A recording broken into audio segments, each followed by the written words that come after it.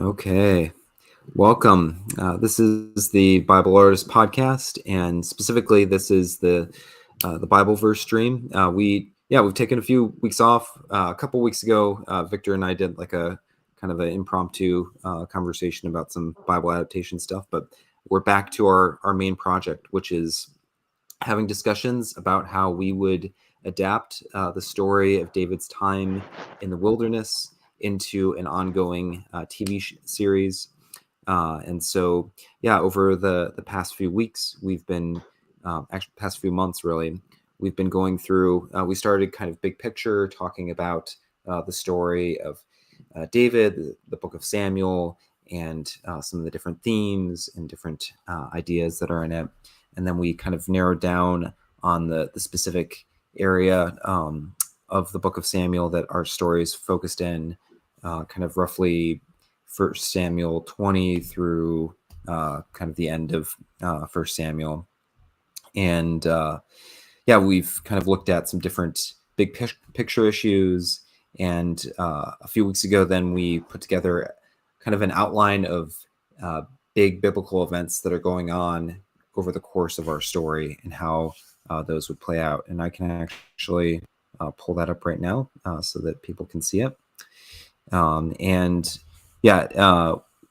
can also find a link to this. There's one in one of our last actual Bible verse discussion, and I'll put one in the show notes after we're done recording. Just as a review, our story starts out roughly when David he's on the run from Saul. We still have to iron out whether we might start out with David kind of just as he kind of has his parting with Jonathan, either that, or we'll start with when he arrives in the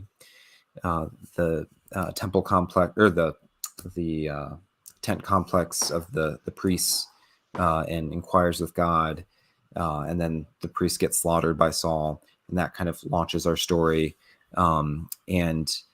This season will continue through until the point where David spares Saul a second time, but it's clear to him at that point that Saul is going to keep coming after him, and so he decides to flee to safety among the Philistines. So that's kind of the end point of our story, and we've got a few main characters that we've discussed involving in our story. So there is a slave. We'll come up with some sort of name at some point, but right now we're just calling him the slave. So this is someone who was most likely an Israelite. I'll get into my thoughts on his backstory and stuff in a little bit, but fell into debt slavery and then ran away from slavery and ends up joining David's band at the beginning of our show. Another character that we're going to be exploring is Abiathar, who is the son of the high priest when David comes to inquire from God. But that high priest, which I think is that Abiahud, or someone can check me on that. So Abiathar's father, that high priest gets slaughtered along with all the other priests by Saul, and Abiathar flees and joins David's band. That's in the Bible, and eventually he'll go on to become the next high priest himself.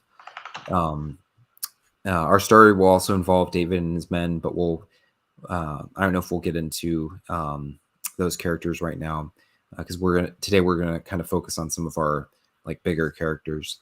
We also talked about having a focus on the servant boy of Jonathan.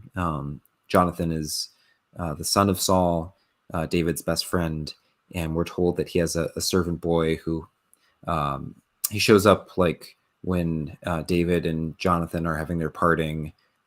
David has this kind of elaborate scheme that he works out with Jonathan that involves the servant boy. And there are a few other places in the story that we could probably kind of imagine him being. But he'll kind of be our point of view character within the court of King Saul. And then we also talked about having the Hittite, which is Uriah.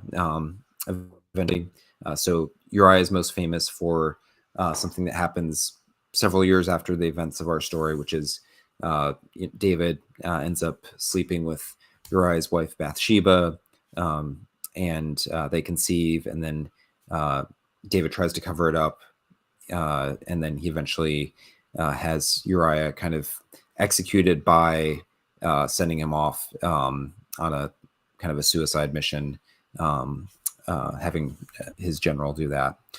So we're going to depict any of those events, but we're going to kind of give some backstory to Uriah under the assumption that our viewers that name will be familiar to them, and they'll kind of be interested in hearing a little bit more about this character, his relationship to David, what made him such a dedicated figure, because in the story where Uriah shows up, he really is like an impressive figure who is dedicated to God's people. And so we'll get to set that up as well.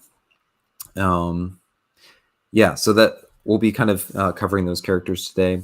I just realized, sorry guys, I didn't introduce you guys at all. I didn't even introduce myself. So now that we've kind of previewed where we're going, my name's Kevin. I do the Bible Artist website. I do blogs and some other videos and stuff like that. So I've been interested in Bible adaptation and that kind of stuff for several years, and so this is a little side passion project of mine.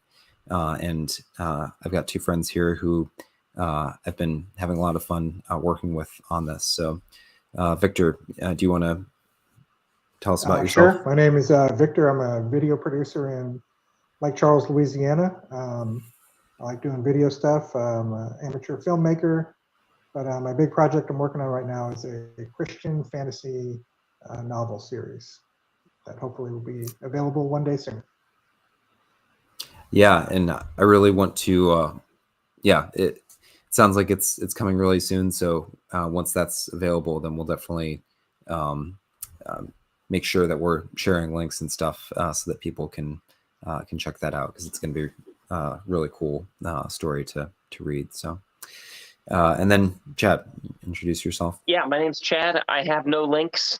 I'm a chaplain, but I'm here because Kevin and I, we've been friends for a very long time, and we've worked together, gone to school together, and basically 50% of our friendship is me asking Kevin questions, and so I'm kind of just carrying that over into this realm here. That's kind of, I look at that as kind of my role here more than anything else. So.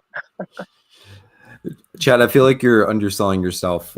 We've actually worked on a lot of creative projects together. Rap songs, screamo bands. Yeah. We have a game which is very near to completion, which I'll probably be sharing. Maybe we can play a round of Make It together, maybe in our next video. That might be fun. So it's a game about inventing things, which is doesn't have anything to do explicitly with the Bible or things like that, but it's a great exercise in creativity, relationship building. So a lot of the same kind of things that we are trying to promote through our podcast here are also kind of embedded in our new game that it's actually we came up with our game like maybe 15 years ago, probably. But we're finally putting it out into the public pretty soon. So, okay. So that's enough on introductions for us, at least. Before we kind of dive into the characters and stuff like that, do you guys have do you need any refresh on kind of stuff that we talked about as far as the outline for our first season? Is there anything that you guys think we should go over or review or revisit? I guess maybe just anything that we've kind of set in stone or that we've decided is going to definitely be part of the show. Mm-hmm. Yeah. So, I mean, I think all the events on this outline here, I think I think my plan is to involve them. So, Yeah. Yeah, basically, we're going to be hitting on events from roughly Samuel 20 or 21 in the first episode, second episode. So that's going to involve like David visiting Nob, destruction of Nob. Second episode, we talked about kind of some of our characters joining David's band of outlaws. We might also hit on David's father and brothers kind of fleeing from Bethlehem in order because of presumably Saul's soldiers wanting to get them. Third and fourth episode would involve stuff with Keilah, which is a Israelite city that was getting attacked by the Philistines. Probably episode 3 will be David and his men deciding to go there, save the people from the Philistines. And then episode 4 is them realizing that they have to flee because Saul's coming to get them, and the people of Keilah are going to betray them into the hands of the Philistines. And then our midpoint will come in episode 5. That's going to be the famous story where Saul goes into a cave to go take a dump, and it just so happens that David and his men are in the cave. David has the chance to kill Saul, but he doesn't do it. He cuts off Saul's a corner of his robe, and then after Saul leaves, he has kind of this powerful emotional confrontation with Saul. So we're going to dedicate like an entire episode to that moment. We talked about it kind of potentially being a bottle episode. And then after that, we're told that Saul kind of turns away from following David for a little bit. So David and his men have some breathing room where they're not having to constantly flee from Saul. And in that kind of vacuum of where there's not a crisis, David will start accumulating power. So he'll be helping Nabal, who is a aristocrat. He'll be protecting some of his shepherds. And then there's like a important incident where Nabal insults David. David almost goes and kills him, but instead Nabal's wife Abigail stops David from doing that. David blesses her, and eventually God kills Nabal anyway, and David marries Nabal's wife Abigail. So that's actually David's second wife. He'll also get a third wife during that period. So he's accumulating wives in order to kind of secure power and build alliances with other tribes among the Israelites. Meanwhile, Saul and his men are going to be distracted fighting the Philistines. Eventually, Jonathan and David will have a moment to reunite, and we'll kind of use that as we'll kind of have that be an emotional moment, and Jonathan may have to warn David that Saul is coming back to get him. And then the final episode will be David once again has an opportunity to kill Saul when Saul is sleeping, and David's able to sneak into his camp.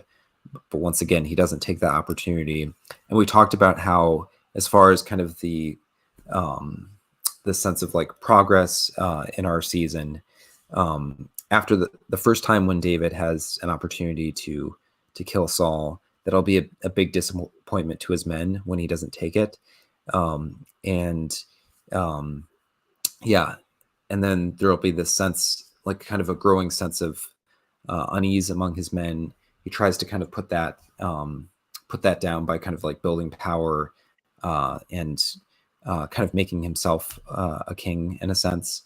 And then when he kills, or when he fails to kill Saul again, then there's like even more pressure because it's like a second time that he's let them down. And so that's kind of why he feels like he has to give in and take them into the Philistine territory, which we are portraying as not a positive direction. He's looking for safety in something other than God. And so, yeah, that's kind of a big picture overview. Is that kind of what you're looking for, Victor? Yeah. What kind of a time frame? How many months or years pass over the course of this season? Do you think, That's a good roughly? question. Yeah. I honestly, I don't have a good I sense mean, of that. it's not more. It's not more than like a year or two. Or we're talking like, we're not talking a decade or anything, are we? I don't think it's a decade. I think we can be kind of loose with timeline. My guess is that, like, I would like the first few episodes to flow together as if like these things are happening pretty close together. And there's this like sense of urgency, even if the specific events in the Bible that are being described may have been a little bit more spread out. So I would like the first few episodes to feel like they're happening like boom, ba boom, ba boom, and then after episode 5, for it to feel like, maybe there's weeks or months in between some of these events as David is kind of like building power, and we can kind of create this sense of like there's there's a little bit of space during that time. Does that seem right to you guys, or makes sense? Yeah, it seems like episode 5 would be a good climactic mid-season climax, where everything that's been happening the first part of the season builds up to that, and then the rest of the season plays out as a result of what happened in that episode. Yeah, that's kind of what I was thinking with that. And then kind of the episode 10 is the consequence of like David has tried to kind of ease his men's anxieties. He's tried to build up power within Israel, but then when Saul comes back to try to get them again, and everything kind of falls apart, then he has to come up with some sort of other solution. And at this point, he isn't. Instead of leaning into God, he makes the mistake of like going to seek out the Philistines. So, Chad, do you have any questions or? No, but we'll have questions as we get into this conversation, I think. Okay, cool. Well, we can move on from the just reviewing the season outline and do a quick review of some of the themes that we talked about. So this is from probably a couple months ago when we talked about some of our thematic questions. And these were taken from the book of Samuel, but I think we're wanting these to be kind of infused into our story, even though our story is just one part of the book of Samuel. By the way, I don't think we brought this up on the podcast yet, but Chad, I remember we had a conversation, just you and me on the phone, I think, where you suggested that we find some sort of way to incorporate the Song of Hannah into our show in order to kind of convey some of these themes, or like foreground those, either as like having like it show up as like a character who is picked up the Song of Hannah and recites it, maybe as like maybe some line from the Song of Hannah is like really meaningful to them. Could be David, it could be one of the other characters, maybe the Abiathar, and then that could kind of help draw some of these themes out because they're embedded in Hannah's song, which is 1 Samuel 2, I believe. Anyway, so the questions that we're kind of going to be exploring through our season, one of them would be, where do power and security come from? So kind of the false way with that is looking for power and security through war, through cunning, through wealth.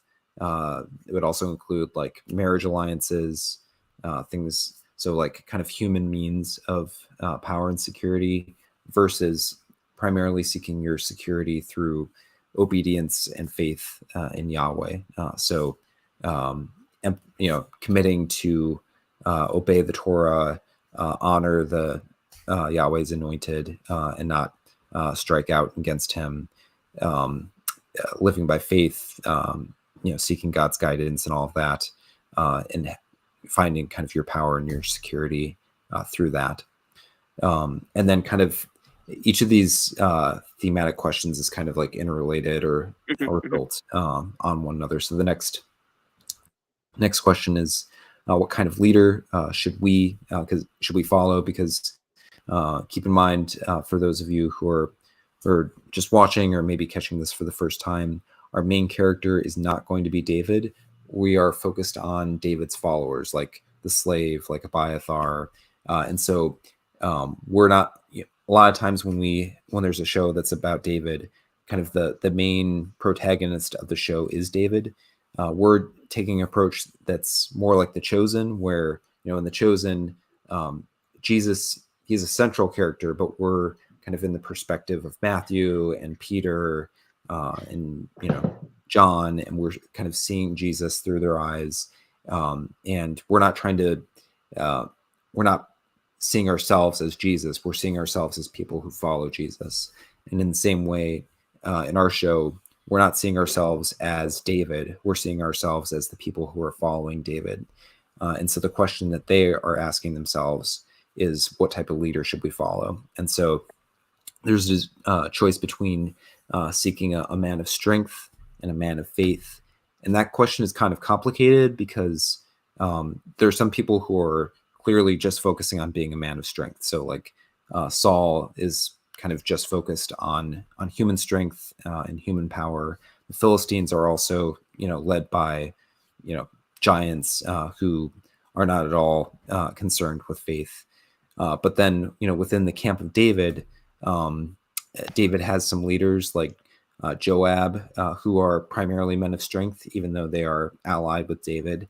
And David himself is kind of pushed and pulled between wanting to be a man of faith, but sometimes being drawn aside or misguided to take kind of the way of the man of strength. So, men of strength are people who rely on war, cunning, and wealth for their power, whereas men of faith are people who trust in Yahweh and are willing to do what he calls, even if it will not, even if it'll potentially make them vulnerable or potentially be a risk or a danger for them. And then the final thematic question is, how can we make good choices in bad situations? And so, if you are putting your, or if you're seeking power and security from war and cunning and wealth, and you are following men of strength, you're probably judging things by appearances, because those are all things that you can see with your own eyes. Those are human ways of doing things, which you can perceive, and they're very rational. But we're called to judge by seeking God's judgment. And the things that God, like when we seek God's judgment, he calls us to ways that we can't necessarily always verify with our eyes. There's ways that call us to just trust, having seen kind of what Yahweh has done in the past, and believing that he will be faithful, believing that he will deliver on his promises. So, and that also is tied to David. We talked about how he inquires of God in kind of moments of important decisions. And we'll actually see that play out through him using the Urim and Thummim, as well as potentially kind of prophetic advice and things like that. So that's a summary. Do you guys want to follow up on any of that, or clarify any of those themes or some of the things that are involved with that? This will, again, just probably come later in conversation, but this might be like overly like scientific or something, but I picture like we're going to talk about 4 kind of, what do you call them, protagonists or point of view characters. Mm-hmm. What do we call them? Both? POV characters, I guess. Yeah, POV characters. It's like I almost picture something where it's like this might be, again, like 2 like when they show like quadrants, mm-hmm. or like where there's some sort of like right left. Can you see that? Like mm-hmm. Some 2 values going this way and 2 values going this way, and you have 4 quadrants. And is mm-hmm. there like some way to like assign each of like the 4 characters to a kind of quadrant where like they represent like combinations of again, I'm sorry if this is too abstract. This is where again I rely on Kevin to fill in like the gaps in my little seedlings of ideas. But like the idea that like we have this kind of main theme, as I see it, it's like trust in it's about trusting in God versus trusting in might. I don't know if that's how you think of it, but like Yep. And are there like, is there a way, it doesn't have to be with like that quadrant thing, but like is there at least a way to get 4 different perspectives from these characters on how they understand I don't know if it's attention or again, I'll kick it to you, Kevin, or to you, Victor. But that's one of the things like I'm curious about before. Well, yeah, I think that's exactly kind of what we need to do. Where all the people that are going to be, the angels and devils on David's shoulder are going to have all these different perspectives. Because he's the one that's making the decisions that kind of go all these different directions, and sometimes he's using his own judgment or his own faith, and sometimes he's, at least in our story, listening to other people more than he should probably. There could be all those different perspectives could be coming at him based on these POV characters. Yeah, I definitely like the general goal of like using our point of view characters to interrogate some of these questions from different angles, or they may be answering some of these questions in different ways. So probably not like this graphic that I've got up here on the screen probably doesn't necessarily represent what you would potentially do. Like I could potentially see, I don't know if like maybe we could get like a quadrant to work, but it might also be like 3 bad answers and 1 good answer, or or 4 bad answers, which like they all are eventually forced more towards like the good answer eventually.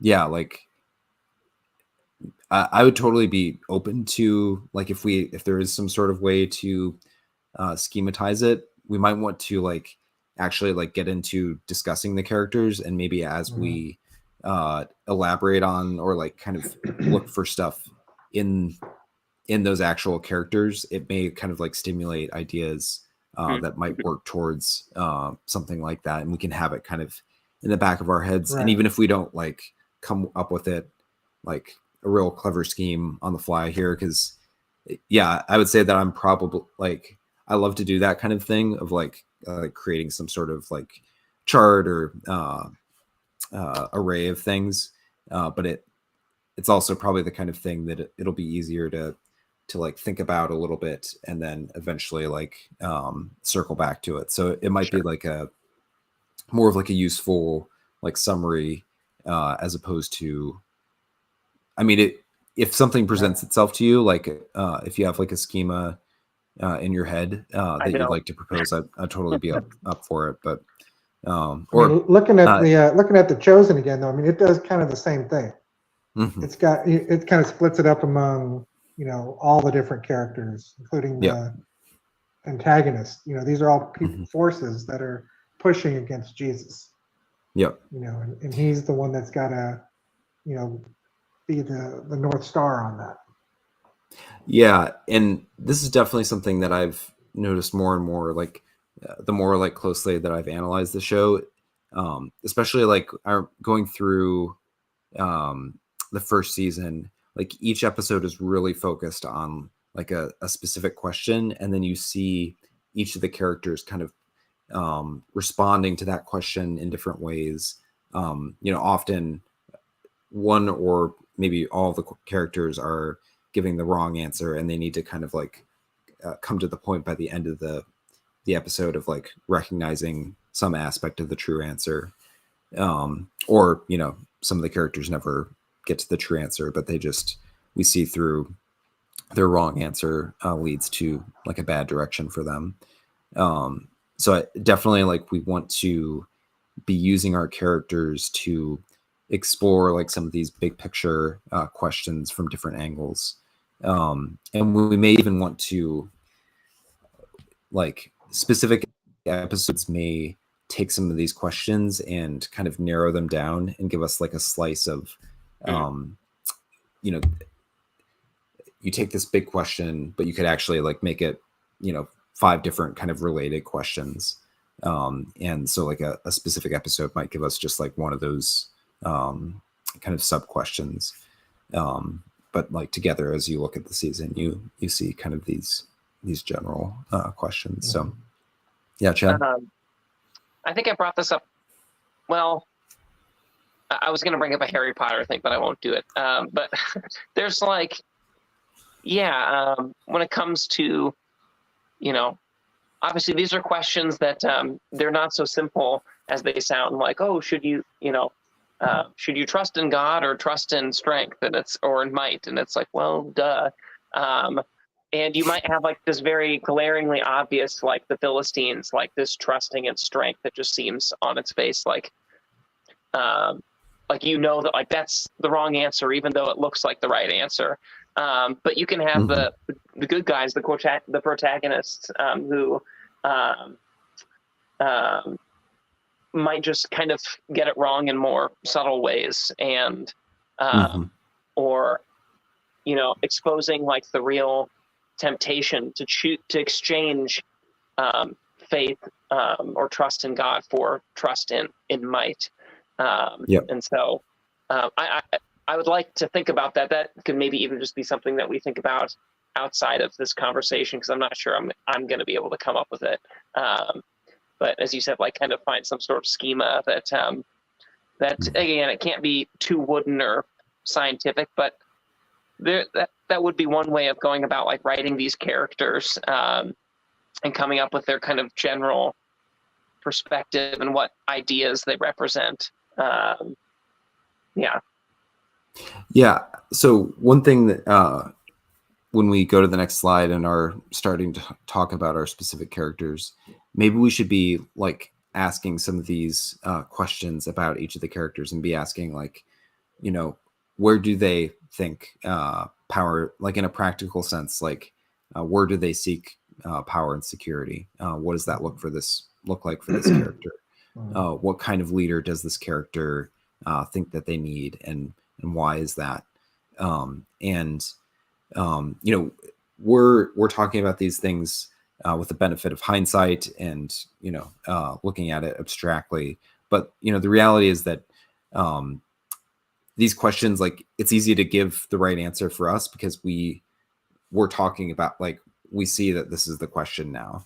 But most people, as you're going through your life, you're not necessarily always asking the right questions. You just fall into a perspective, and you don't realize that, oh, I'm living and acting as if power and security come from God, because like it was never like, you never actually asked yourself that question. You just you've just like kind of taken it for granted that you get your power from being the biggest, strongest, you know, guy on the bench or whatever, or, you know, you get your power from being like the smartest and most clever person.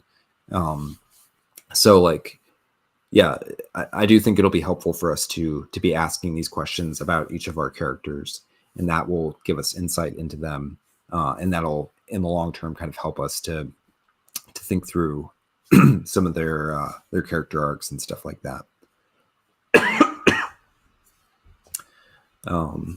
Any other questions or thoughts at this point, or should we move on to actually like talking about some of our specific characters? Let's move. Cool. Okay, so like we talked about, some of the characters that we'll be focusing on today, and you know, we might do another episode for some of our like our villains, like Saul and Doeg, and some of the kind of antagonists even within David's own band might be worth like exploring.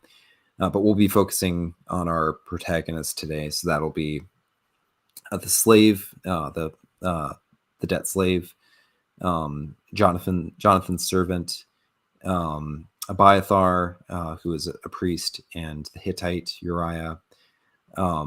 I put a female character like question mark here, not because I have a specific idea, but I do see that as potentially like a glaring omission in what we've done so far. Is that like, yeah, all of our characters, our main characters are males, and if we just want to accept that that's like kind of a function of the story material that we're working with, we could do that. We could consider expanding out like a character like Abigail or Saul's daughter, Michal.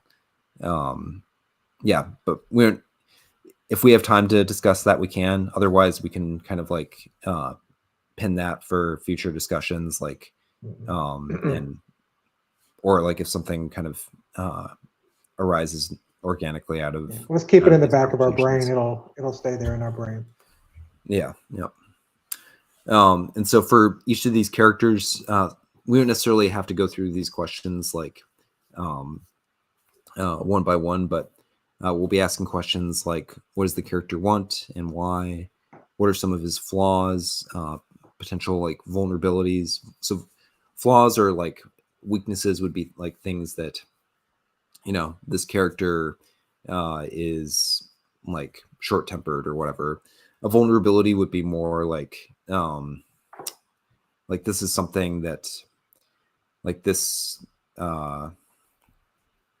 this character is sensitive about that, you know, this childhood trauma that they had. I don't know if we'll do something like that, but it's some aspect of their person that that they're vulnerable about. How will the events and other characters in our story make it difficult for this character to achieve his goal? The goal is the thing that he wants. How will he have changed by the end of season 1? How will we see this? Like, is there like a concrete thing that he will do that'll show his change? And then how does this connect to our theme? So we can be asking those thematic questions. I need to run and get like some water. I feel like my throat is a little tingly. So do you guys want to, you guys can keep talking. I've got my headphones in so I can hear you. I'll just be right back. Victor, which of these 4 characters have you kind of, I don't know how much we've talked about them, but which one has kind of stuck out to you as one that you're interested in, like kind of, I don't know, answering some of these questions with? What's the one you've thought the most about? I mean, of these, probably Uriah, but see, I'm still thinking like, you know, who are all the mighty men that we're going to be bringing in? How many of those are going to be, you know, in main character territory, if any of them? Because I think we need at least one of those guys that's going to be one of his almost his right hand man. You know, his Peter. Kevin, So I was thinking the slave would be one of the mighty men. So he runs away from debt slavery to join David's band and becomes one of the mighty men. But you're right that we might want to have a few others that are, even if they aren't like point of view characters, are like important or like significant characters that are, you know, may have their own kind of minor arcs. Yeah, Chad. I haven't watched as much of The Chosen as y'all have. But you're kind of locked. I guess you correct me if I'm wrong. You're kind of locked into like you have like 12 disciples, right? Plus Jesus, and those. I imagine they all are characters that are fleshed out at some level. Is that the case, or do a couple of them kind of just like function as like background characters? Some of them are background, like Thaddeus. We get like there are a couple of like character moments with him, but he's fairly minor. Okay. Who else? But they've got a good 10 main characters. Yeah, and I don't know if that strikes you as a lot. It seems it's a lot. What was that? It's a lot. Yeah, lot of and characters. that's just one of the challenges of, I'm sure. Even though like in the Gospels, like you really do just have like most of them are just like background characters who are just like named, and then that's about it. But here it's kind of nice. There's it seems like there's more flexibility. You're not locked into like a specific number that you feel like you need to focus on. 8 people that are all like that figure large in the stories. So like I'm trying to think here. So we have kind of 4 protagonists or point of view characters. Sorry, I can't remember what the term is, or perspectives, or but they're also David and Saul are going to figure pretty large. Trying to think who else. Jonathan's going to be semi-prominent. Joab will be an important character that definitely will have a perspective. We may want to have like sometimes among David's band, things come up where it's like the worthless men like were gonna stone David or something. So we may want to have like someone at like the even further extreme than Joab. At least is like he's like very faithful or committed to David, but he he's also kind of a scumbag who's willing to do like a lot of bad things because he's faithful to David. Like he's kind of David's like bagman who does bad stuff, and David doesn't know how to like rein him in. But then there might be someone who's even like further down who he's part of David's band because it's like convenient for him, but he actually might be like wanting to usurp power, so we might want to have like someone like that who's actually like more of like a full antagonist, or like a problem character within the band. Mm-hmm. I mean, Abishai is like I don't know if he needs to be a full-fledged character, but Joab is David's nephew, and Abishai is also a nephew. Like Joab and Abishai are brothers, so they're pretty important within Samuel. So Joab is like David's right-hand man, like his general, who, like I said, he does a lot of bad stuff, but he's like very committed to David. Abishai is kind of like a thug a little bit. Like he's the one where the guy insults David, and Abishai's like, should I go like cut off that guy's head? And David's like, no, what are you talking about? The guy just like said something bad about me. Like, cool down. So he's like important, but he doesn't necessarily need to be like a dynamic character. He can just be kind of that like a fixture among the men. Well, it might not be bad too to have one of these characters that we've kind of I don't know if any of these are notable deaths in any kind of battles, but they could be somebody that's like, especially in episode 5 or big climactic battle, somebody that we feel is a main character that doesn't make it to the end of the show. I think it would be good to have someone die in the season finale, so that kind of like hammers home the sense of like there's like what David has been doing isn't sustainable. Like David tried to kind of build this kingdom apart from Saul, and then maybe we have like Saul and his forces come in, and like one of the like a important character maybe dies to help David and his men escape or something. I think that would be a good point to. So yeah, you're right. We do want to build up some characters that we can kill off, which Chosen. Wait, Chad, do you want me to avoid spoilers for The Chosen? I know you haven't seen it. Whatever you got to do, man. Okay, I'll kind of like talk around it. So no, I'm saying you can share what you want to share. You're good. I won't like name specifics, but Okay. the chosen. So obviously, like they can't kill off any of the apostles because we know that they are around after Jesus's resurrection. So they did have to like create some characters on the front end of the show because they wanted to. Yeah, spoiler. Anybody who hasn't watched it, a character gets killed off in season 4. That's like part of the followers of Jesus. Very controversial decision. We won't get into discussing it right now. But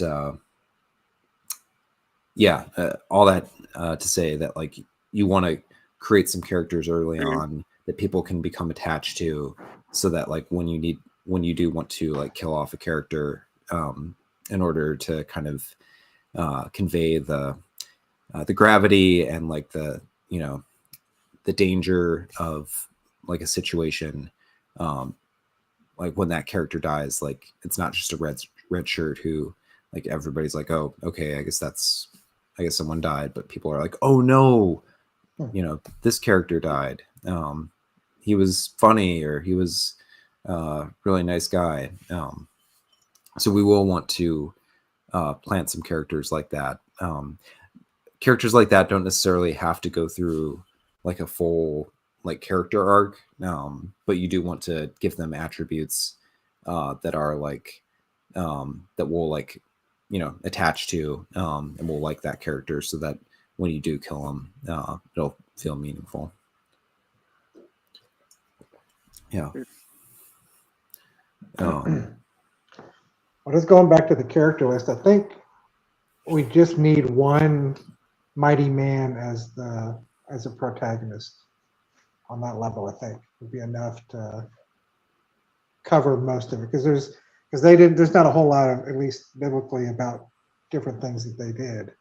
Yeah. So one could probably cover all of them, or most of the role they would represent in this world.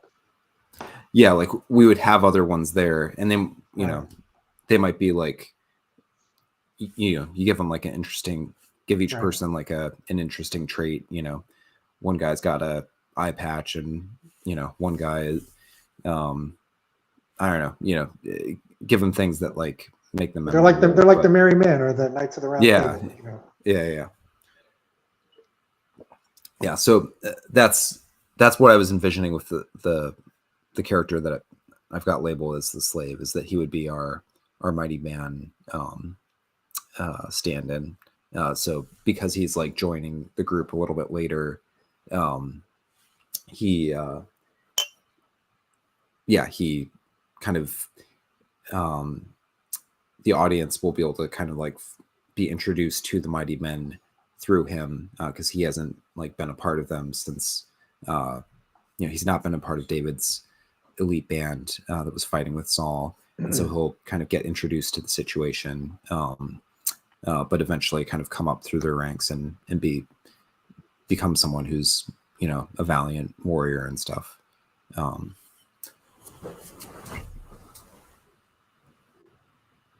So on our little matrix, I would figure he would be the lawful good character. He'd be the guy that's like is going to be the most trusting of David, I would assume at this point, or at least has the most faith in David's decision making. Well, loyalty, I guess, or the most loyal to him. Can I pitch my Sure. idea for the character that I kind of and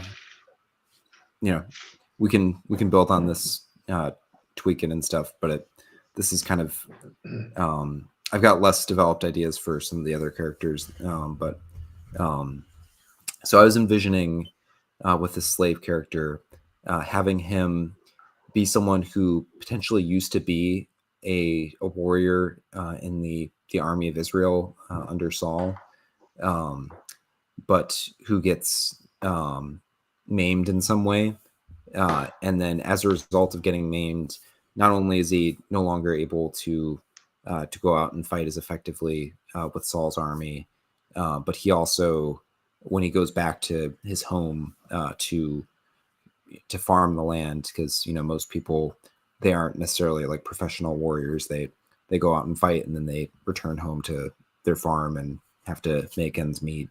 But because he's gotten like maybe lost a hand or some other important function, he's no longer able to work his land effectively, and so he falls into poverty, and as a result, like has to enter into debt slavery. And I was also thinking potentially that he would have like a kid also who, like they both go into debt slavery and get separated, and then that could be kind of part of when he runs away from debt slavery. He's actually wanting to find his kid, but like he doesn't immediately know like where to find his kid or whatever. He ends up joining David's band, but then kind of later on in the season, he might discover that like his kid is in the service of either like Saul, or not serving like voluntarily, but is like a slave, being used either by Saul or potentially by Doeg, the Edomite, Saul's hatchet man, and so like he kind of feels pushed and pulled between like remaining kind of loyal to David and serving him versus like trying to go after his kid. And then that would also, like when David chooses to not kill Saul, that would be like a difficult moment for him, because he wants David to kill Saul, because if David takes power, then he can get his kid back, be reunited, like things would work out for him. So he'd be like frustrated with David's decision, and he has to kind of like work through that, and eventually come to trust David, even though like David is not, taking power and doing the things that need to get done so that he can get the world that he wants. So that's my kind of initial concept for the character. Do you guys have any thoughts or feedback on that? Mm-hmm. Oh, Chad, I can't hear you right now. Sorry, I was on mute. Can you repeat that last bit again? What does he want of David? So he wants David to kill Saul, because if his kid is like a slave of either Saul or one of Saul's men, then if Saul gets killed, David will be able to like reclaim his kid, and he'll be able to, he won't have to worry about his kid being a slave. He won't have to worry about getting pulled back into slavery himself. He'll be one of the loyal servants of the king. Yeah, that's like, or tell me if this sounds right, but that's like a very handy way of getting at like this tension of trusting in God versus in might, when the stakes are, one of your own children, like the life of your child, when it seems like the surest and quickest, or maybe the surest path to, their safety or well-being is, an act of might. Does that kind of make sense? Mm-hmm. Does that sound right? Mm-hmm. Yep. Well, I love how this whole story is almost a parallel to Jesus his time. Everybody wanted him to be the man of strength and might. Yep. And they couldn't figure it out. Nothing he said made sense. And there's even the spoiler that you were talking about. There's a situation where people are like, "Why aren't you doing something about this?" Yep. There's some people that are upset at Jesus in the show for perceived lack of action that he's taking. Mm-hmm. Mm-hmm. Yeah. So I mean, that would be that was when I was like kind of generating that idea for that character storyline. yeah, I was wanting it to kind of like play into that thematic tension. So he's really wanting David to be that, that man of strength, and to seize power, through force and through doing what needs to get done. Whereas David, chooses to respect, like obey God and submit to God, who has anointed Saul, even though Saul is a bad dude who probably deserves to die. Yeah. Could his son be the servant that was like dodging arrows later on from was it Jonathan was shooting the arrows, or is that how that was working? They're looking for the signal. That'd be kind of ironic that it turns out he's right there. I don't think Jonathan's like trying to shoot him, but right. But he's the guy. He's the guy in that shot, in that scene. Yeah, would have to think through in terms of timeline. If we did that, we would just have to. We may need to like start the slaves story. Like his might need to be like the very first thing that we do, and then because we'd probably want to show like the kid getting like dragged away from him, like crying, and have that be like a really emotional moment to start the show, and then would want to convey like some time has passed so that like the son could already be in the palace. But yeah, that could potentially work out. Like the son could be put into service as Jonathan's servant. If we did that, we might want to make it so that he's a servant of the house of Saul, so that like Jonathan isn't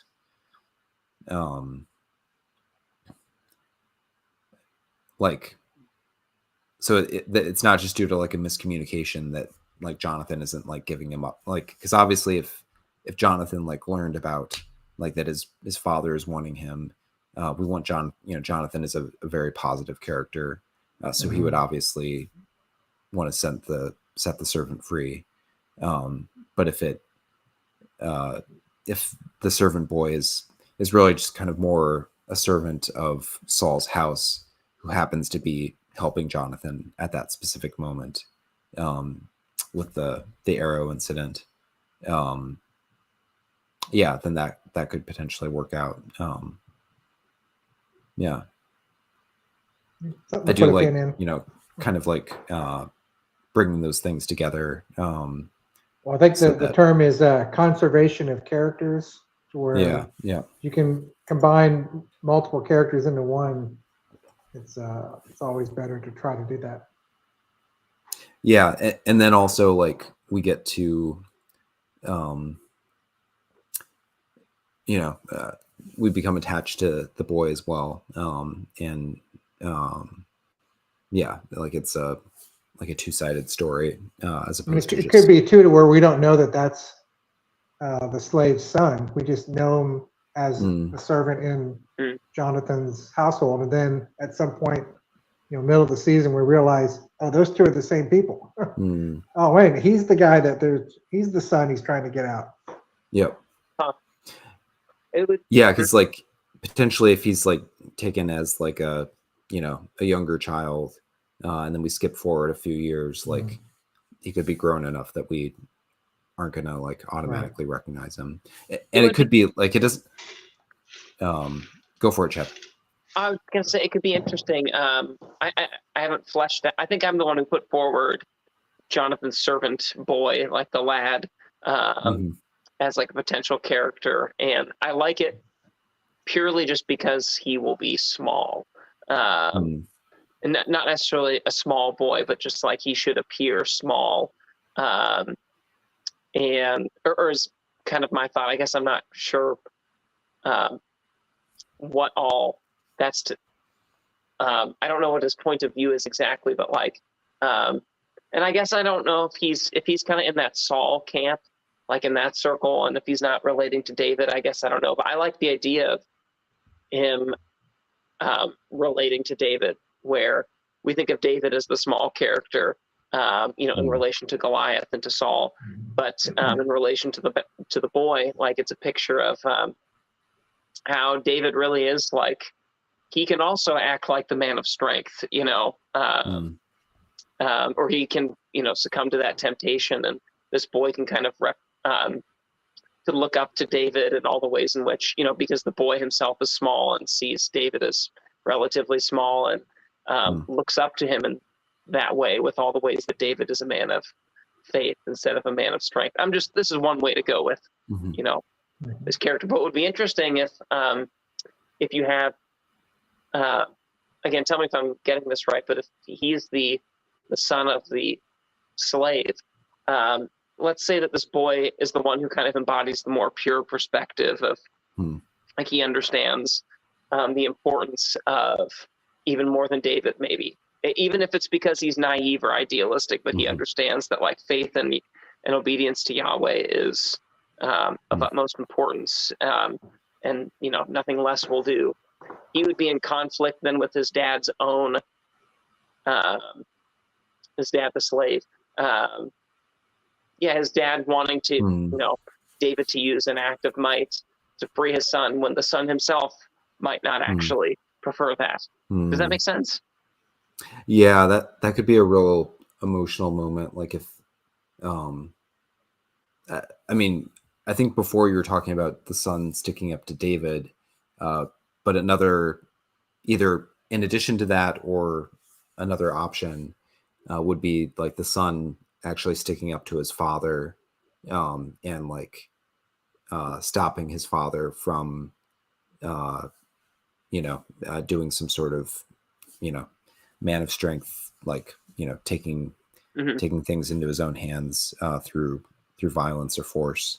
I like that, of him being, a little bit more pure of heart, in part, being younger and, more idealistic potentially. And, he could be learning that in part through Jonathan, who is, even though he's like within the court of Saul, Jonathan being kind of the mostly like positive character, who embodies a sense of faith and some of those positive characteristics. So one thing, if you did want, we don't necessarily have to figure out kind of all the details of plotting, because we're kind of thinking more big picture. But if we want him, if we wanted the son to be interacting with David, it's also like, we probably want to like find ways to keep the son and the father separate from each other. So if like the son enters into David's camp at some point, then the father is going to have to be separate, like, sent off on like some sort of mission. And then, maybe by the time that he gets back, like the son is gone again. You can kind of find ways to keep them away from each other, so that you want like kind of the reunion probably to be at soonest in kind of the season finale. Was there any sort of communication between Jonathan and David that this boy could be the messenger? Is there any examples of that, to where, secret communication, to where David is the only person that would see this kid, so he would never have to worry about interacting with the slave? Yeah, that could be a possibility. So there's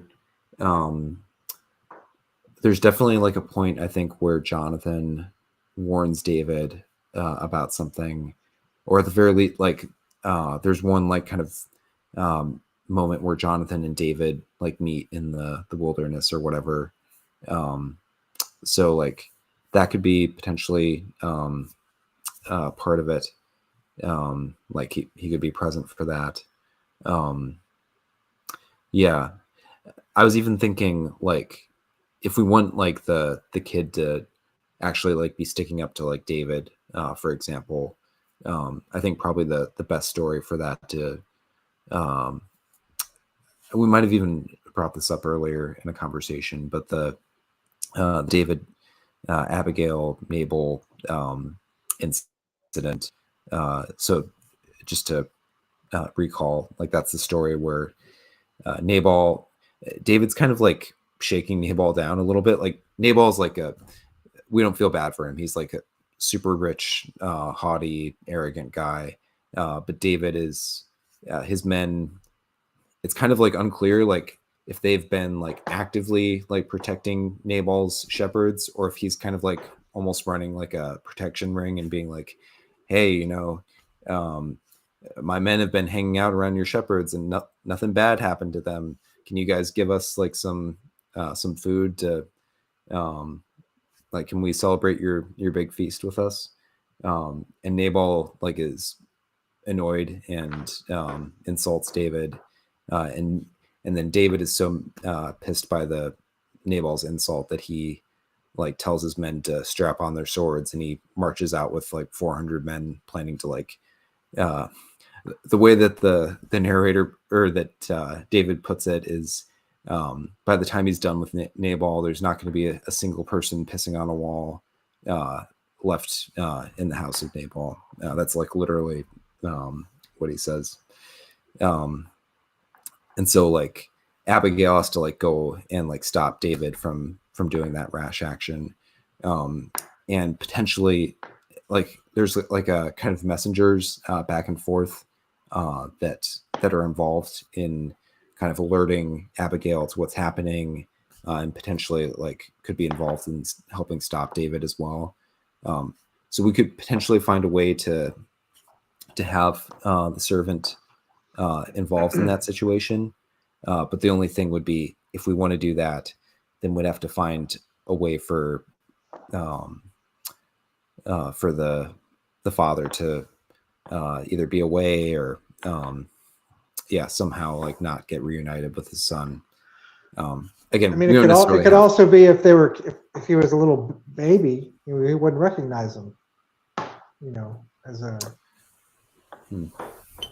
If you play that correctly to where we just don't know it's him, that they're the same characters, then if it's been a couple of years or a few years since he's seen him, he wouldn't know what he looks like as a teenager or however old he is.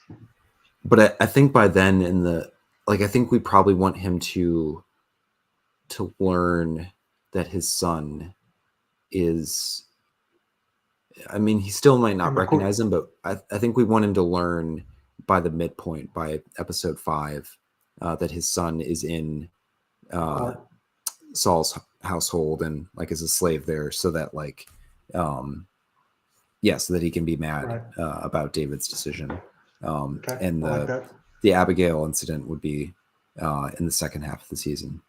We don't have to like, maybe we're getting bogged down here. There's plenty of ways to keep people apart. Yeah. On the screen.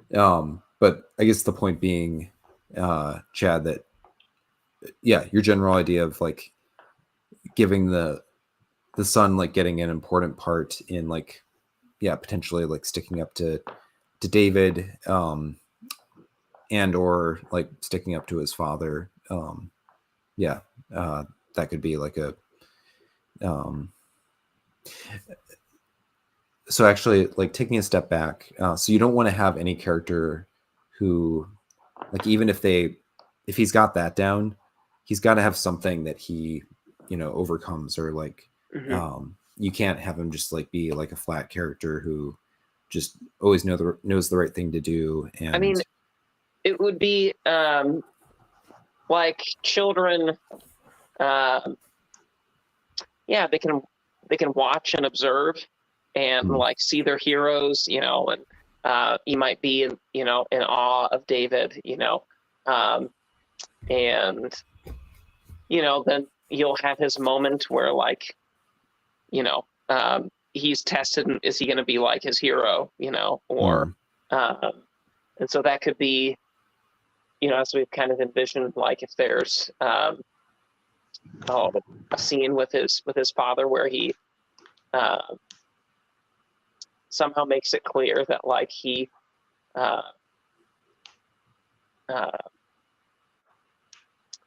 would rather David not act, I guess, not in faith, even if it meant that he would still be, separated from his father and in the house of Saul, like that. Is that kind of, would that be an example? Yeah, like it could be that like he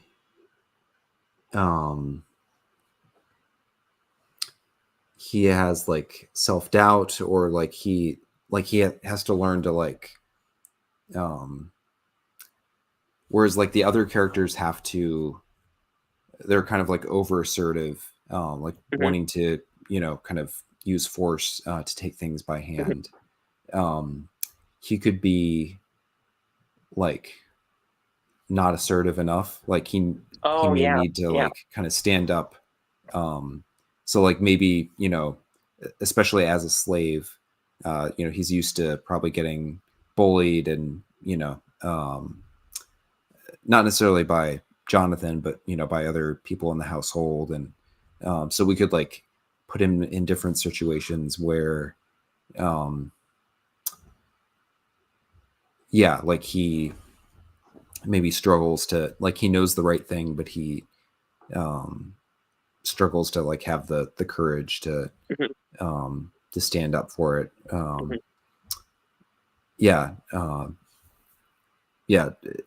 Could that potentially work out, or does that kind of dovetail with what you're saying? I think so. Yeah. And I like too that a lot of what he's going to know about David is going to come probably through Jonathan. Who's going to have the best take on David, so he will be able to like, build up a different kind of vision of who David is, maybe even more than what David himself is. Kind of get to that point. That's why you can confront him like, hey, you're not even living up to who I know you're supposed to be, who all these people believe you to be. Kind of like the interaction. He almost has like a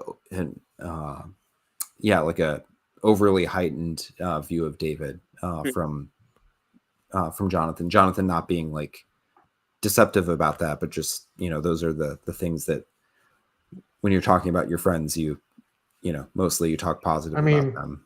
Was Jonathan there at the Goliath encounter?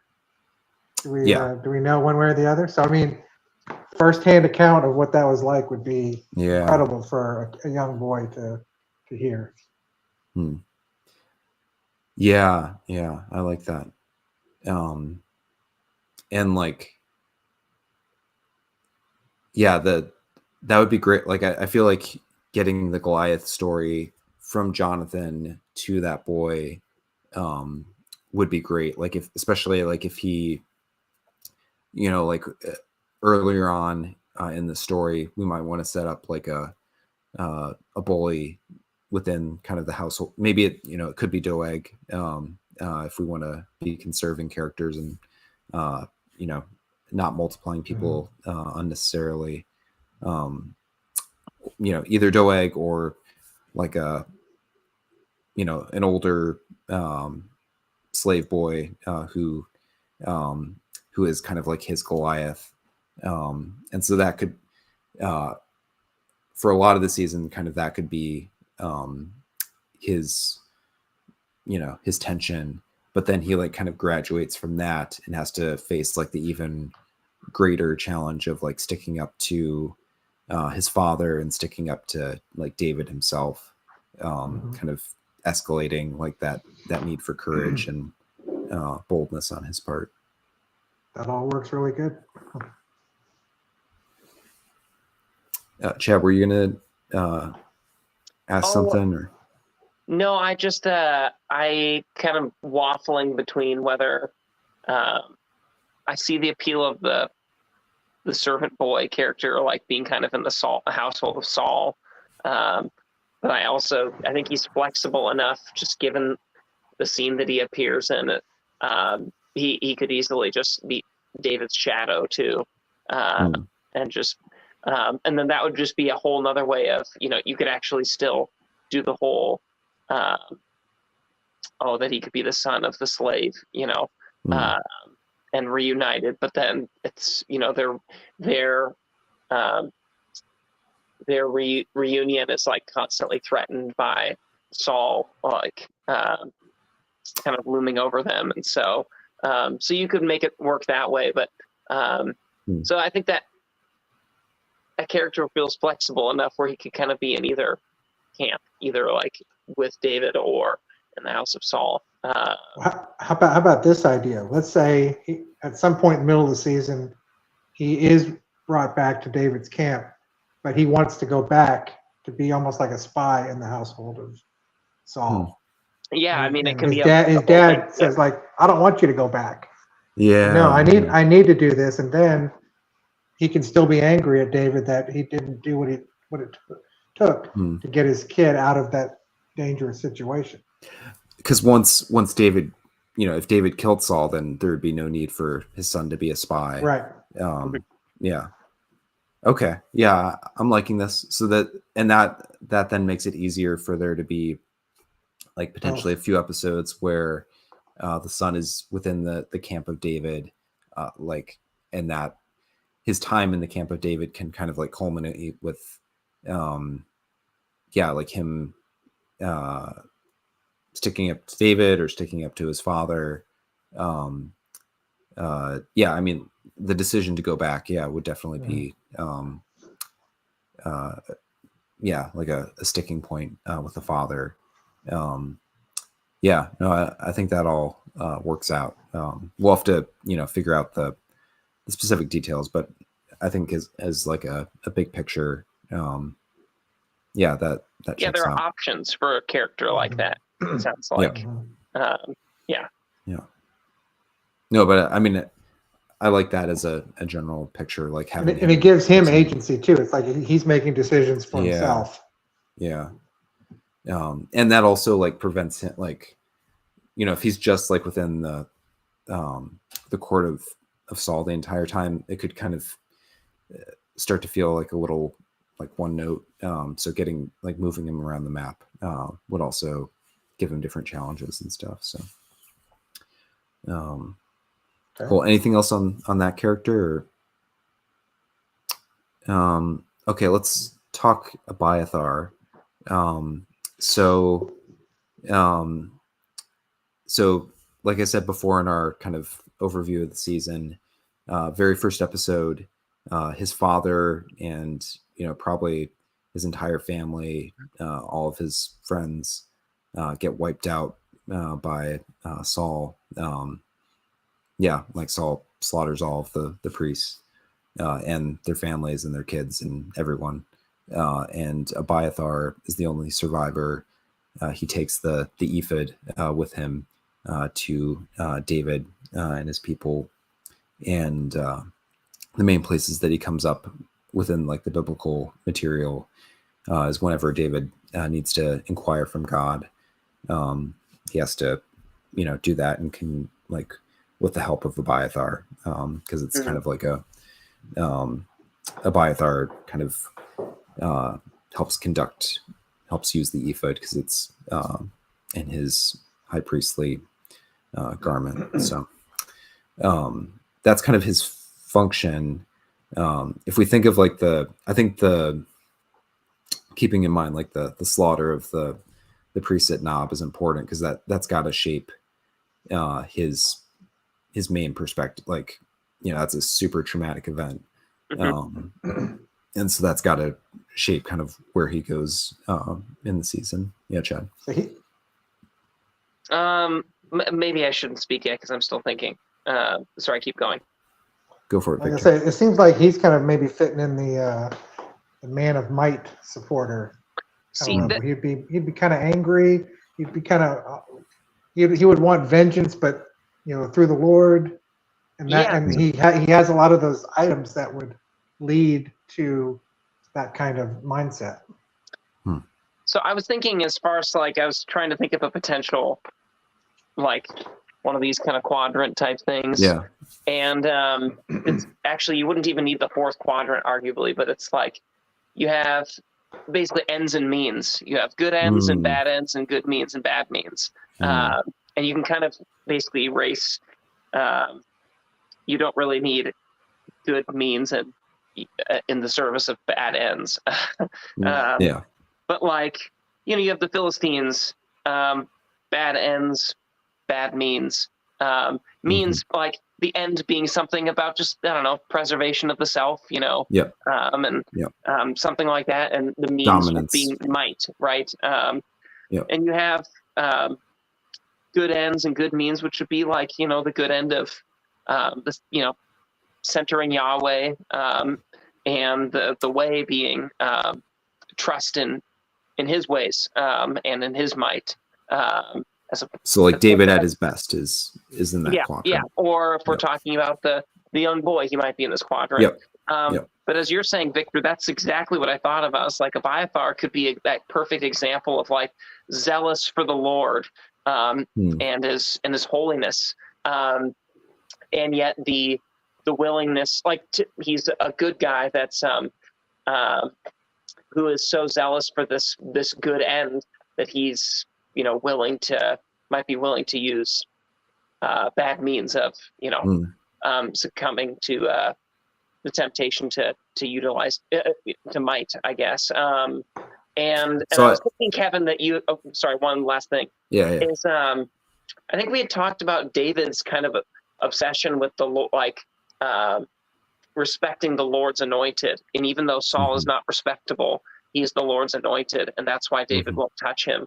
And I don't remember if it was in the context of that, but it's like the priests are also, is this right? They're also anointed, right? Like, and you could see a scene where between David and Abiathar, where Abiathar wants to use, might to get, vengeance, kind of justice, right?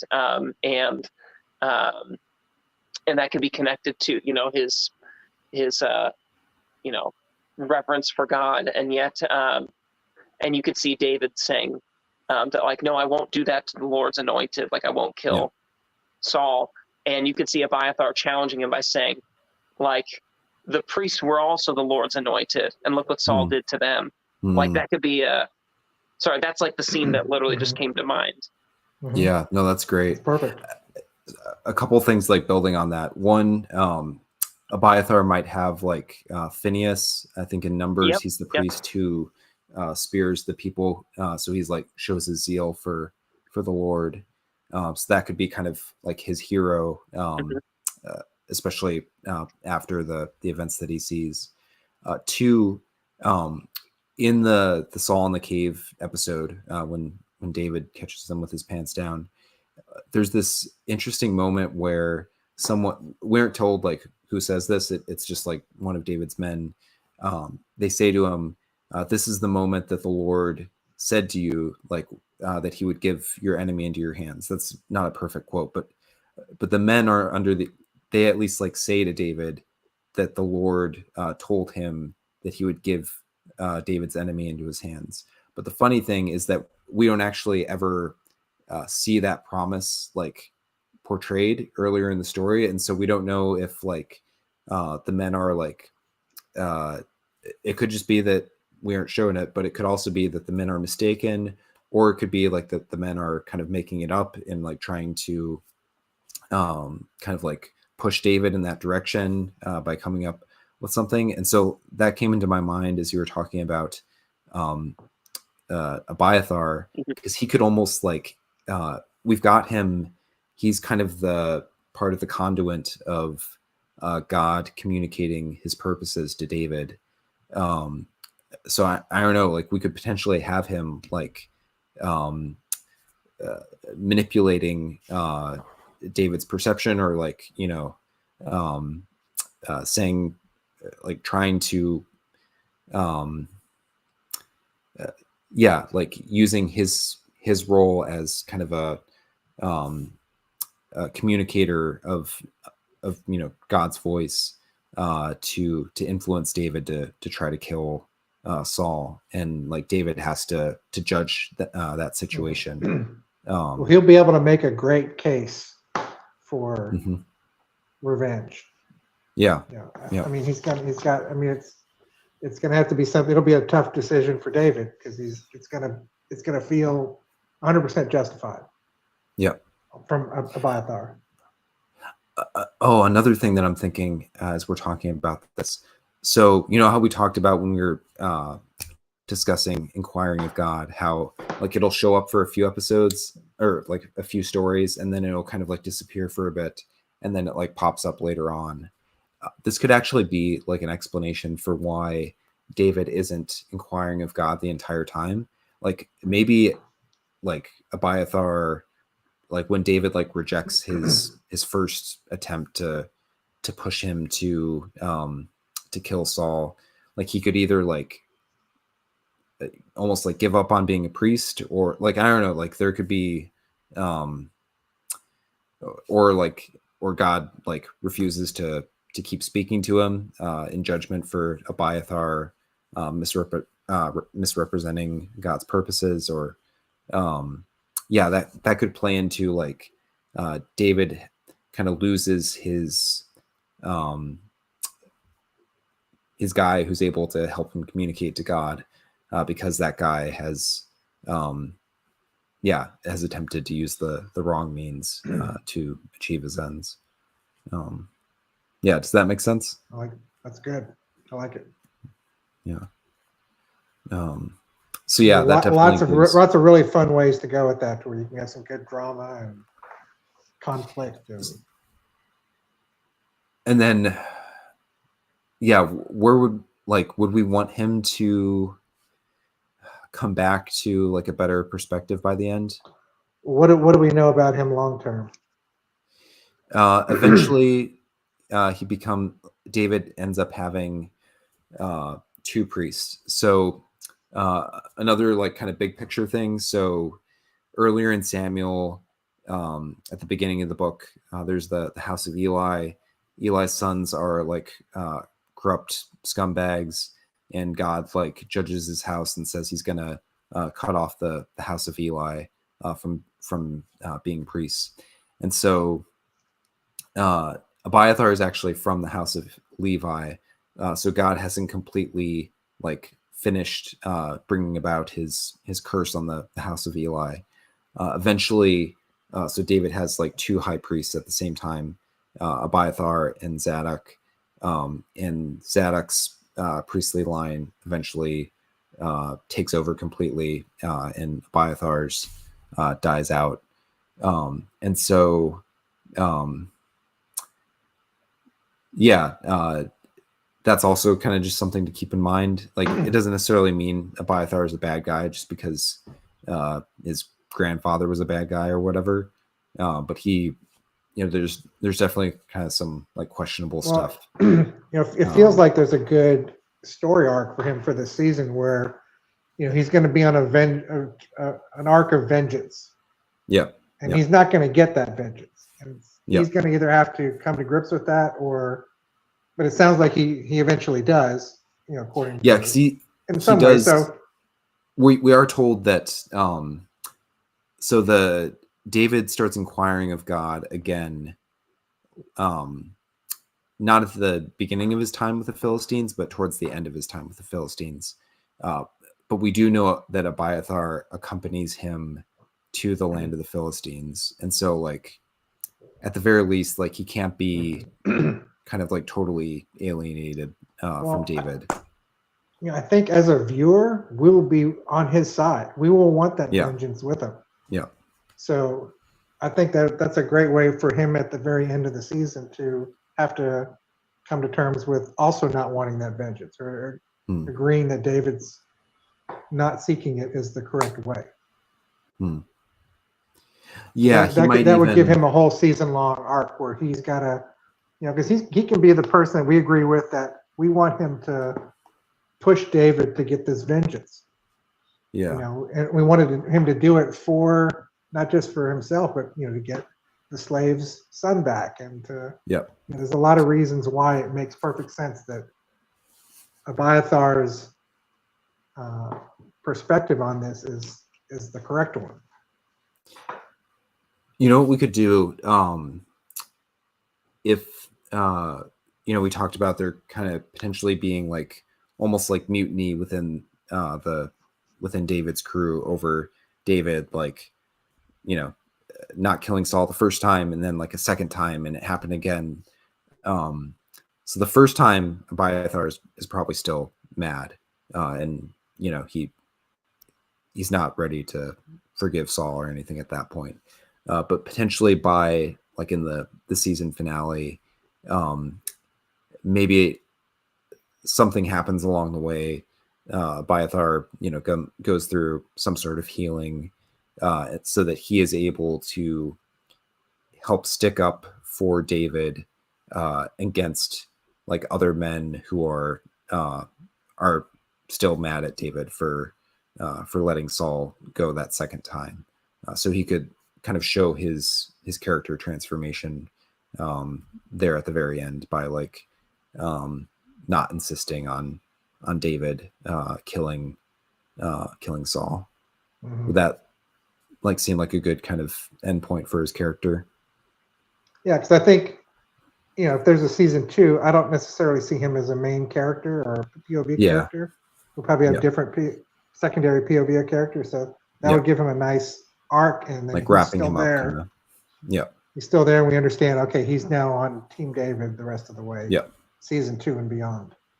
Yeah, I think that makes sense. Yeah, cool. We good for one more character? I'm good. Yeah. Okay, Uriah. So Uriah, again, like he's someone where we have a little bit of license to kind of create stuff, and I did have like some ideas in mind, which I can pitch if you guys are okay with that. Yeah, Chad, do you have something first? What's the can he be I just can't remember like what his profile would be like just based off of the source material. Like is he like kind of is he a mighty man, like Mm-hmm. Yeah, like could at he the very least by oh sorry, what was your question though? Well, I was gonna say, could he be like physically big and strong? Oh yeah. So this is what I'll just throw this out there as like I've been writing stuff down, so trying to sketch it out. You could have the good ends of like, obedience to Yahweh and having him at the center, and the good means of, just faith as opposed to might. But then like you can kind of break that down into like you take like the servant boy who's small, and you take someone like Uriah who maybe he actually has real might. And like what's important for the servant, like they're both to have faith, but it's going to be expressed differently in that the boy is to who is physically weak is to know like where his real strength isn't God, and the strong person like maybe Uriah is to recognize his relative human weakness, or his relative to God's strength. Does that kind of make sense? Yeah, I think one aspect that ties into that is like, I'm just reading some stuff on him. He's a Hittite, so he was actually a convert to Judaism. Yeah. So there could be ways to where, he could be a character that we learn about the entire religion of Judaism through his eyes as he joins in and gets some of those perspectives we were just talking about. Yeah. So can I throw in my pitch, Yep. which, we can see if it might still potentially be able to work into your framework. Going along with what Victor was saying, and Uriah being a Hittite, so he's Gentile, presumably was not raised in the faith. Uriah might not even be like his his birth name, because Uriah is, I think it's like Yahweh is my light, or Yahweh is my fire, or something like that. We could potentially have him be like a mercenary, or like someone who,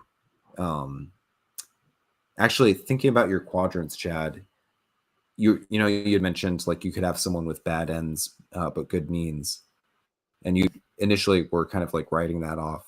He could potentially fit into that quadrant of like someone who, he's not worshiping Yahweh. He could potentially just be initially kind of like a Han Solo character, almost like he's like in it for the money, but he like has kind of like Victor, you kind of referenced the D&D quadrants.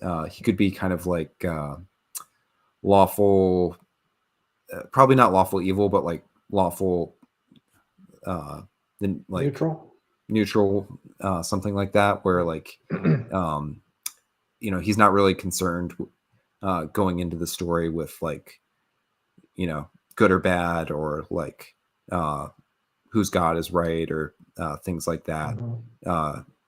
But he has like principles that he sticks to.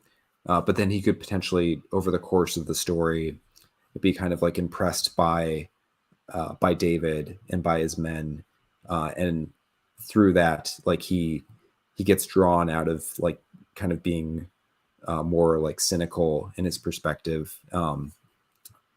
He goes from thinking that like all gods they're all the same, and all men are just kind of out for themselves and out for money, but the only thing that matters is just that you live by your own code, kind of like like Mandalorian, or like that kind of like noble warrior who like is just kind of out on his own, but follows his own, follows like certain rules and stuff. Yeah, so that was kind of a picture that I had for how he could kind of add a different perspective to the story, and he could potentially even start out in the employ of Saul and his forces, and like maybe he's even like charged with like finding David, as like fitting in like to that, like almost like a bounty hunter sort of picture. So like maybe he's like trying to find David throughout the season, but then as he like gets to interact with David, or he sees David doing like these really noble things, and he sees Saul doing like really horrible things, that he eventually kind of like switches sides and becomes loyal to David, because he sees him as like an embodiment of like character and principles and stuff like that. I like that. It's an interesting arc that's different than the other arcs we have for everybody else so far too. Yeah, I feel like Kevin, you were kind of right through talking through the different characters, like something of a schema, kind of emerged, or something that we felt like we can maybe make sense of the characters and make them different enough, but grappling with some of the same questions, in different ways, in ways that are, and what's cool is, and like what makes this kind of a rich process is like, these aren't just characters in a world that we've made up where everything's like, it's a blank canvas, but like we're working with the, with the pieces, and hopefully reverently, with the pieces of scripture and things that we think could, that don't, violate the text, and also seem plausible, like within the world. And it's kind of neat to see these. I would say we probably see about 3 different perspectives, though, out of the 4, maybe. Anyways, no, this is a cool exercise. I mean, this idea for Uriah, especially if you know where he ends up, you know, the farther back you start him to where you're like, how does he get there? Because maybe he starts off kind of almost like a secret antagonist in a way, you know, and then he's gonna flip at some point. That's a really interesting kind of perspective to take on it. It'll be fun for anyone that knows the character, his later stuff, for them to follow along on that. Yeah, and it almost like adds like a tragic element to like him being drawn to David as this like man of principle, and then like, you know, David will live up to that for a while, but then he'll really let him down eventually. And you know, even if we don't show it, like that's going to be like on the minds of viewers, and it kind of adds like a layer of like a tragedy, layer. Yeah. What, Kevin, would you say that that Uriah, how things end up for him, like actually in Samuel, like where he actually appears, does he like kind of fit that man of faith category? I can't remember all the details, but like he doesn't have relations with his wife, and that's tied to like a kind of reference that he has, and he follow like, you know, David's orders, like respecting the Lord's anointed, and we see, you know, I don't know, does he kind of fit that? Yeah. So in the story with Bathsheba, what happens? So while Uriah is out at war, David's hanging out in his palace. He sees Bathsheba, sleeps with her, and then he wants to cover up when she conceives. He wants to cover up that he's the father, and so he brings Uriah back in, and then he tries to get Uriah to sleep with his wife so that it'll appear that the child belongs to him once the child's born. But Uriah, so within the law, or at least so earlier in Samuel, and this is kind of like, it's kind of like hinted at in Deuteronomy. It doesn't come out like as explicitly as it does in Samuel, but definitely within Samuel, we get David talks about how his men. So David, like early in his career, talks about his men, how when they go out to battle, they never have sex because they want to like keep themselves pure, like kind of like dedicated solely to like God's purposes. And so like Uriah, when he like chooses not to have sex with his wife when he comes home, like on a natural level, very understandable. Like you're back home. You could probably even justify it, like, because he's not on the battlefield with his men, but he's so focused on kind of God's purposes and being committed to, you know, the armies of Yahweh, that even when he's at home, you know, it's with his wife, he chooses to abstain from having sex with her, even after like David tries to get him drunk and really like kind of urges him to go home. Uriah still refuses, and that's then what prompts David to send him out to the battlefield with orders. Uriah probably can't read, so he probably doesn't know that he's like carrying his own death warrant with him. But you know, David like sends him with the orders to Joab to have him killed.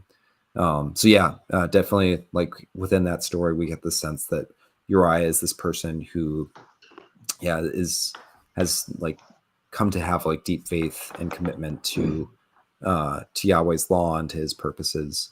In sharp contrast, you know, Uriah, the Gentile, has this deep faith in sharp contrast to David at that point, who is the Israelite king, but is, you know, acting like a pagan. So yeah, it would be cool to see how, like, you know, he's gone from always having kind of that noble core, but not the commitment to Yahweh and the trust in Yahweh.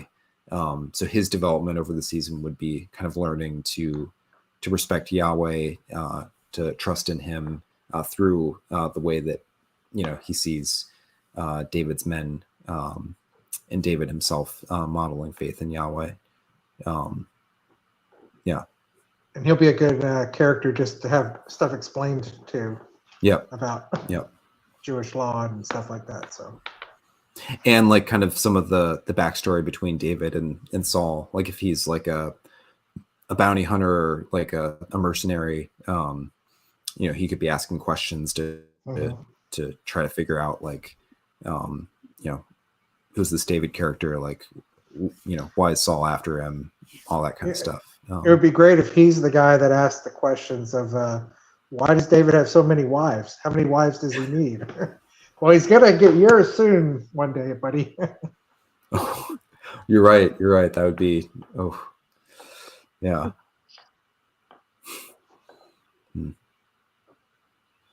Cool. So. Well, yeah, I think we made a lot of good progress. Yeah, this was really fun conversation. I feel like definitely like clarified thoughts and some like it's starting to take shape. I can see the show taking definitely. shape now. Mm-hmm. Yeah. Before we kind of close down, any other final questions, thoughts, things you guys want to talk about? In high school, Kevin, I couldn't get you to hang out past like 10 p.m. on a Friday night because you needed to go to bed or go to sleep. And if I only knew that all it took was just like talking about the Bible, what is it, like almost 11:20 p.m. in your time zone? Like, you're like partying it up more now than you did in high school. That's true. Lauren, I mostly blame Lauren. Like, she's more of a night owl than I am. So I've just kind of had to adapt. Yeah. Maybe you should bring her on to the next episode if she has any insight into female character or something. Yeah, there we go. Ideas. So we're a bunch of dudes. Help us with a female character. Yeah. Or if either of you guys want to fight someone, we could potentially. It might be good to talk more on our female characters. So. Yeah, or viewers, if any of you have thoughts on female characters, definitely. I had someone on the blog because I'd done one blog post kind of summarizing what we're doing. And she had a lot of good ideas and insights. She had a couple thoughts on female characters. So if we do, I can like summarize those potentially if we do that as a topic for next episode. Yeah, although maybe we should. Well, yeah. So I think as far as like other stuff we might want to talk about, yeah, I don't know if we need to do more on like kind of our antagonists, and or kind of like neutral or like kind of some of the other characters within our show. That might be good to kind of take the approach that we did here. And bring that to characters like Saul and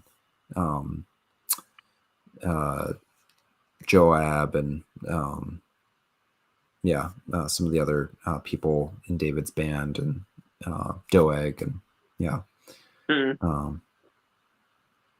and maybe throw in some female characters there. So cool. I like it. Cool. Well, thanks guys for this was a pretty long one, but I feel like it was a real like meaty conversation as we got going. So and thanks everybody who's joined us. Definitely if you enjoyed this conversation, go back, listen to our other ones if you haven't, subscribe, like, share, all that fun stuff. Would love also to be incorporating ideas that people have. So if you want to leave thoughts in the comments or send me an email with your own ideas or suggestions for the show, I'd love to potentially kind of like share some listener comments or ideas as well as part of upcoming episodes. So, but yeah, for now, thanks everybody for listening, and yeah, we'll be back in a couple weeks. Godspeed.